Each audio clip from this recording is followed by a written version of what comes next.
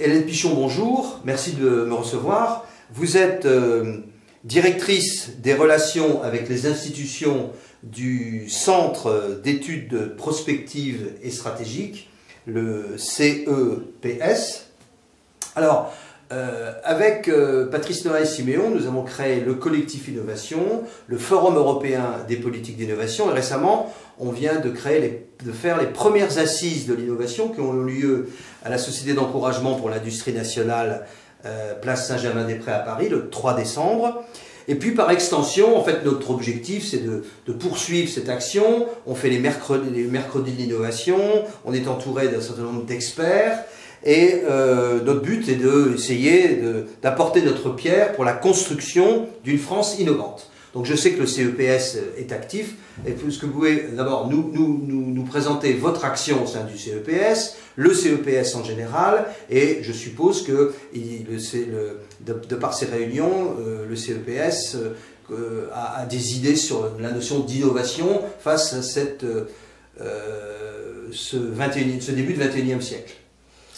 Christophe Dubois-Damien, tout d'abord, je tiens à vous remercier pour cette offre d'expression au sein de votre propre think tank sur l'action et sur le spectre de rayonnement du CEPS. Merci, vous pouvez regarder un peu plus la caméra. Donc merci infiniment pour cette possibilité de présenter nos travaux. Alors le CEPS œuvre depuis 33 ans.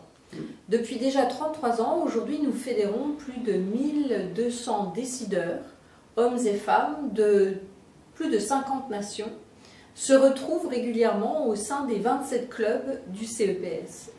Alors le CEPS en soi, c'est un think tank extrêmement innovant.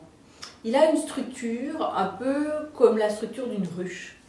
C'est-à-dire que nous faisons notre miel intellectuel de l'expérience de tous ces décideurs. Ces 1200 décideurs qui œuvrent sur toutes sortes de territoires, que ce soit le monde industriel, le monde administratif, le monde politique, le monde associatif. Tous ces mondes-ci se retrouvent au sein de cette ruche CEPS, où ils ramènent tous leur expérience, comme autant de nectars différents, pour envisager, prendre de la hauteur et envisager l'avenir. Nous créons ici, au sein du Centre d'études et de prospective stratégique, des perspectives à long terme, de la prospective, à partir de l'analyse, non seulement du passé, mais du présent. Tout à fait intéressant. Donc en fait, vous m'avez bien dit que c'est une structure internationale, où il y a des ramifications internationales ou des correspondants. Mais à l'origine, c'est la France ? Au départ, ce sont deux créateurs de génie, Loïc Tribolas-Pierre et Thierry de Longmar, qui ont fondé cette structure, qui d'ailleurs, dans un esprit très géostratégique, s'appuyait surtout autour du monde de la défense et de la sécurité intérieure, avec un volet aussi très tourné, j'allais dire les pieds sur terre mais la tête dans les étoiles, vers tout ce qui était spatial, aérospatial, aéronautique. Ah, très bien.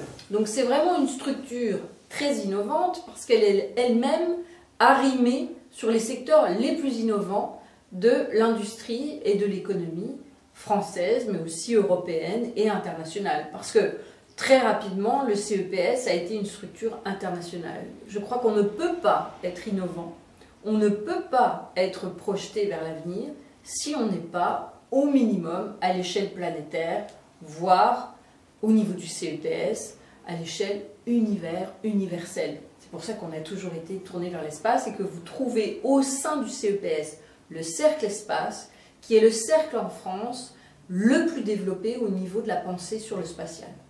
Écoutez, tout à fait intéressant. Merci. Je vous en prie.